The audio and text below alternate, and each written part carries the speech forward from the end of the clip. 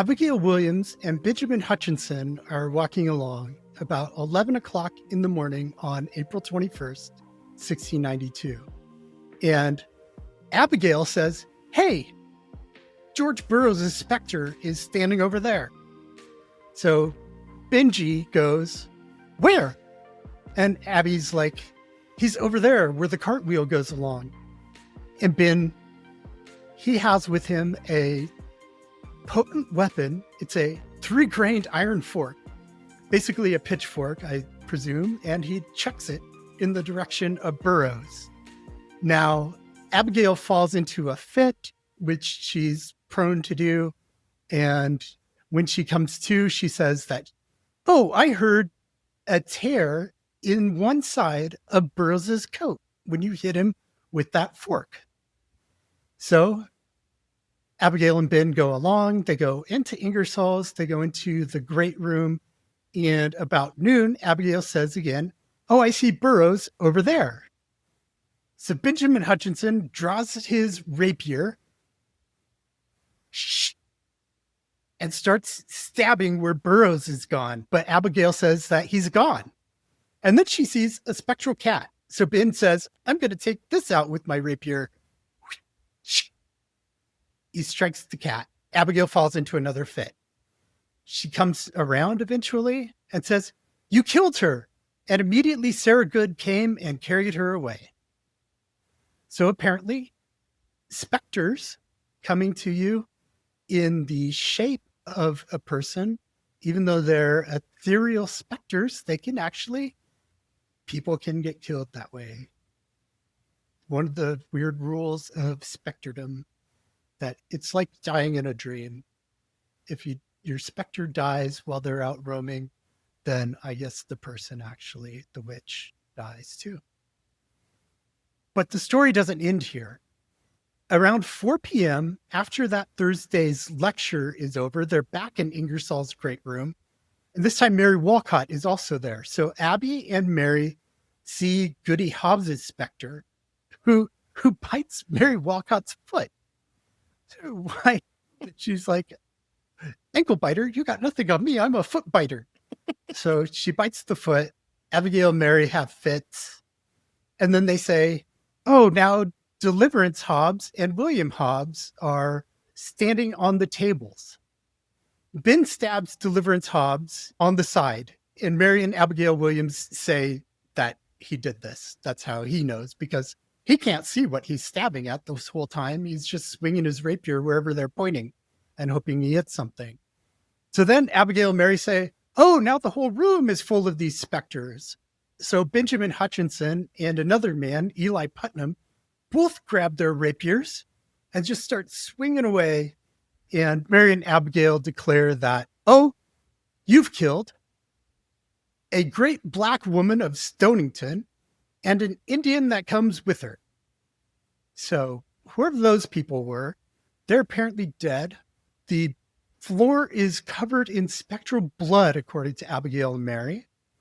Now the girls go and they look outside and they say, "Hey, the witches aren't here anymore. There's a great company of them up on the hill over there, and 3 of them are dead."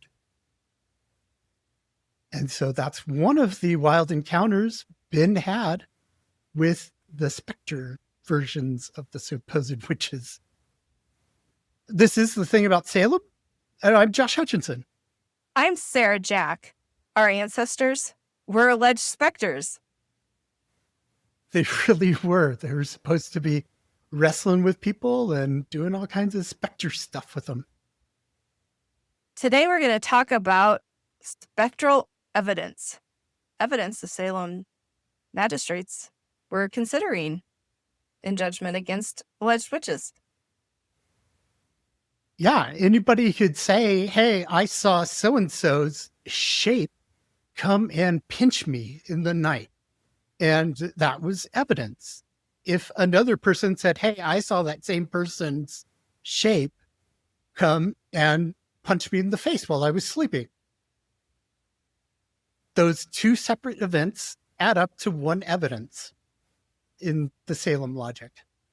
Now, what spectral evidence is, we've talked about. It's basically people having visions, dreams, sightings of a person's specter, which is their spirit or apparition, comes from the body and goes roaming around freely, sort of like astral projection or something like out of body experience would work. All of a sudden, I'm really thinking about the whole phenomenon of imaginary friends in modern times. Yes. I mean, imagine these were a lot of the afflicted people who were seeing these things were young children or teens. And who knows, there weren't a lot of people around. They might have, had some of these imaginary friends. Yeah. These specters were intruding, they were attacking. Sometimes they would offer the devil's book to an innocent, and it was just straight out harassment that was happening spectrally. Allegedly. Allegedly. That's the important word here, allegedly. And allegedly, another thing that would be sometimes seen in these spectral visions were the witch's Sabbath, which we covered last week. So you can go back and listen to that episode for more on those sorts of visions. And specters, though they were ethereal forms, not physically substantive, and could just float around anywhere they wanted to any old time, they could still influence the physical realm. Just like that green specter is floating around, it's influencing that microphone right now. And so they could come to you and pinch you, and you would feel being pinched. They could come and bring you a book, and you could actually sign it, and they would take it back into specter form and vanish. So it was a very fluid kind of little bit of both worlds kind of thing going on. The accusations against witches in the Salem witch trials was about diabolical magic, and this was diabolical. It was magical ability given by the devil. Allegedly. Allegedly. Now, allegedly brings us to the problems with spectral evidence. The spectral events, of course, were only visible to the victims of the witchcraft and not to anyone else. So the afflicted girls, we hear a lot about them, were considered visionaries, and they could see into the invisible world, which was like a parallel universe to the visible physical world. So they're running along in parallel, and these girls can see both at the same time, where other people can't see it. So basically, there's nobody to prove that it happened. It's just one person's word that, hey, I saw this, and whatever they describe is the evidence. They attempted to use spectral evidence prior to Salem and other witch trials in New England. In Connecticut. Spectral evidence was being used until 1669. Then there was a case of a Catherine Harrison who was accused of witchcraft and tried in Hartford. On October 12th, 1669, the jury convicted her of witchcraft. But 8 days later, the magistrates came out and said, hey, we don't believe that this is accurate. We have a lot of questions still about the kinds of evidence that we're using. So they sent out an inquiry to a group of ministers led by a man named Gershom Bulkley, who was a friend of the governor, John Winthrop Jr., and a fellow alchemist. So they were kind of cozy, but Gershom, he seemed to have an ability to think outside the box, thinking about spectral evidence in ways that the conventional thinking wasn't looking at it. So they asked basically two questions about spectral evidence. First, was the two witness rule required for all evidences? So did two people have to see the same event at the same time? Or could you have two people see two different events that were like each other and say that that added up to one evidence? Then the other big question they asked was, is spectral evidence valid at all? They determined that multiple witnesses had to attest to the same event rather than individuals testifying to multiple similar but unique events. And they determined that God doesn't allow the devil to take on the shape of innocent persons in front of multiple witnesses, because that would open everybody up to accusation, basically. So if you could just get two people together to say that, oh, we saw this specter, it's so and so, that's going to be used as evidence against that person, but the devil could be impersonating them. This conversation about spectral evidence happened decades before the Salem witch trials, but interestingly, Waitstill Winthrop, the son of the governor, went on to be one of the judges on the Salem witch trials court of Warrior and Terminer. Now, the court in June 1692, they asked the group of Boston area ministers to weigh in on some important questions, such as, can we use spectral evidence? What do we do with it? And so on June 15th, the ministers returned the report. It's just called The Return of Several Ministers. It was written by Cotton Mather, but on behalf of this whole group. And they say in there that the devil could take on the shape of an innocent, even virtuous person. So you can't esteem that what is happening to the afflicted based on what they're saying that they see. You can't assume that what they're saying they're seeing basically is actually happening.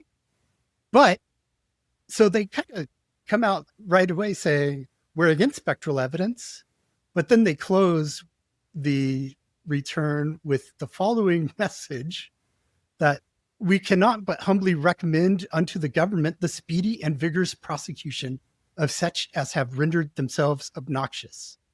So they're like, whatever we say about spectral evidence, go out there and get these people. They're doing bad stuff. Get them. These spectral stories come up a lot, so stay tuned to future episodes of The Thing About Salem, and also tune into The Thing About Witch Hunts, and you'll get these kinds of stories. You have different forms of these spectral stories. You have the kind where it's basically the actual nightmare, that the term nightmare actually means a creature walking on your chest as you sleep. That's the nightmare. It doesn't have anything to do with horses. It's a different word, mare. But it's also related to a thing called being hag-ridden, which is a vision of a witch sitting on your chest, pressing it so you can't breathe. And there were a number of these in the Salem witch trials. Spoiler alert, by 1693, the court was no longer allowing spectral evidence.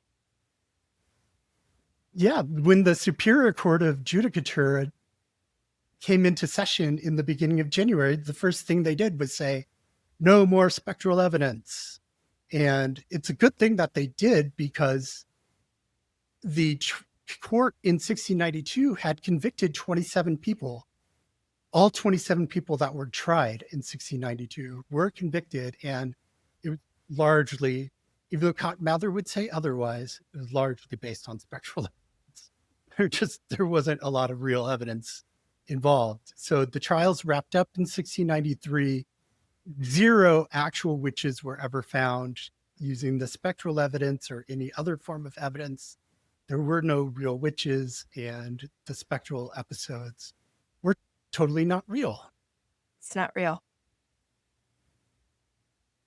Come talk with us and other fans about spectral evidence and these stories on our Patreon community chat board for the Thing About Salem podcast. Yeah, and be sure to come back next week for another charming tale from the Salem witch trials.